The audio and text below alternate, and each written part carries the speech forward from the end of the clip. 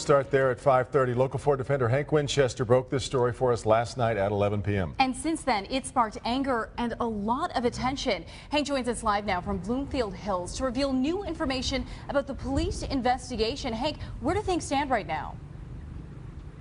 That investigation is moving forward. We do know that all parties involved have been interviewed, that this case has now made its way to the prosecutor's office. Prosecutor Jessica Cooper is very diligent and will be taking a close look at exactly what unfolded here on that bus.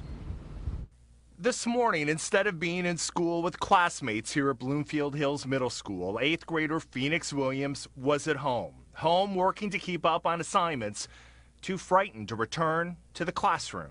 I really don't feel safe going back to school at all because both of them are going to be there. Phoenix is talking about the two classmates he videotaped calling him the N-word.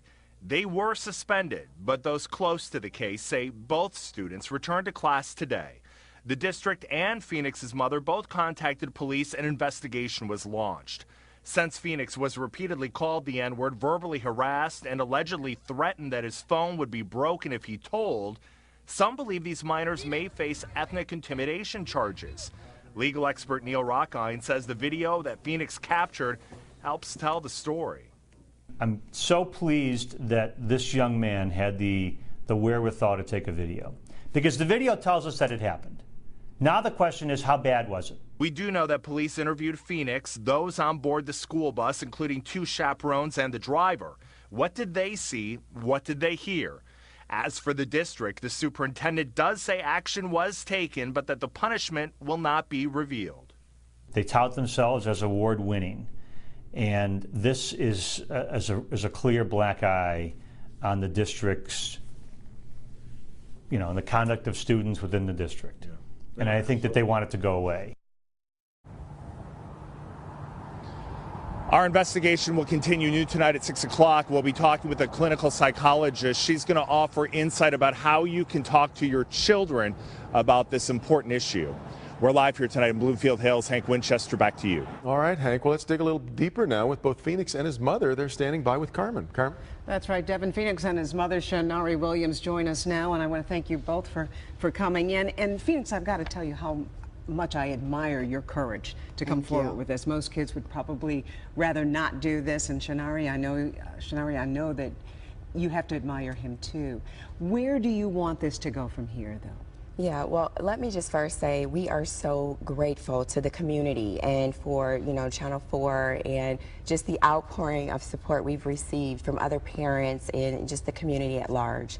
And what we're just simply asking is that they take a no tolerance policy to these types of behaviors. We've seen it happen recently on the university level, and they did a good job of sending the message that this will not be tolerated. It's not okay. How could this have been handled differently, do you think?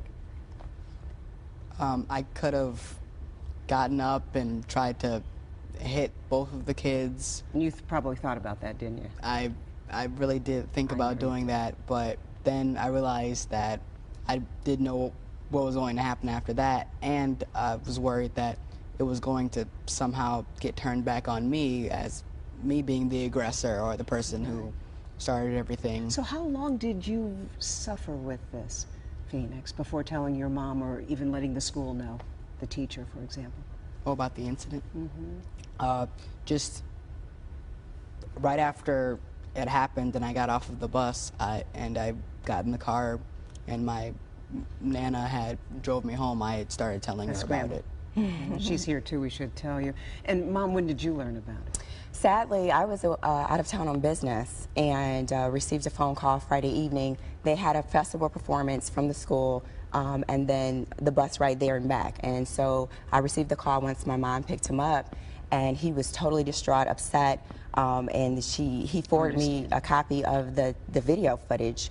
And as you can imagine, I was deeply grieved, especially to know I wasn't even in town to do much, and that he had just experienced this on a bus that had 2 adult parent chaperones and a bus driver, and no one interfered or helped. Parents on the bus, did they know what happened? No, they didn't. No idea. Okay, but now everybody knows. Everybody knows. So what will it take, Phoenix? I know you're not in school right now. You're at home.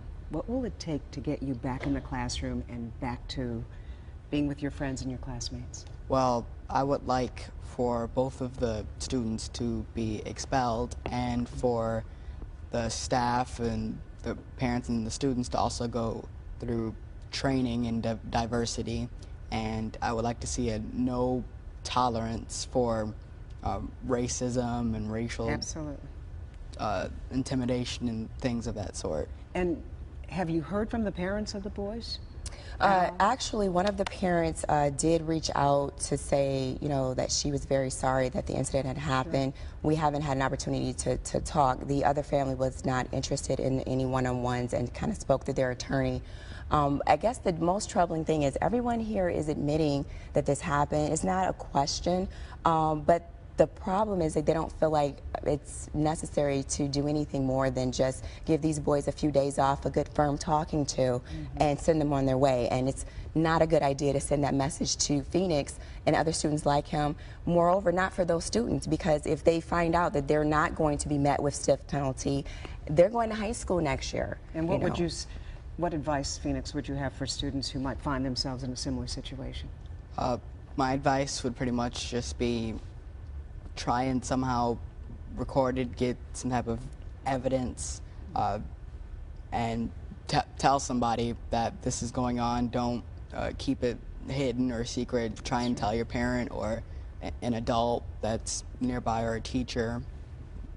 All right. Well, you certainly articulate yourself very well, and certainly your feelings, and I know this has to be painful for you, but it looks like you're kind of moving in the right direction here as far as getting it behind you. And certainly we wish you both the best. And thank you so much for being so brave and standing up for yourself. And Mom, we all want to protect our children, and so I know how you feel too. Yeah, thank you so much for that. And we're just trying to make sure people hashtag no tolerance for hate crime and justice, the #4 Phoenix. As well, we've got a huge Facebook campaign, and we've received a lot of support. We are just very grateful to everyone for their support and love. All right. All the best to you both. Thank you so much. Thank you.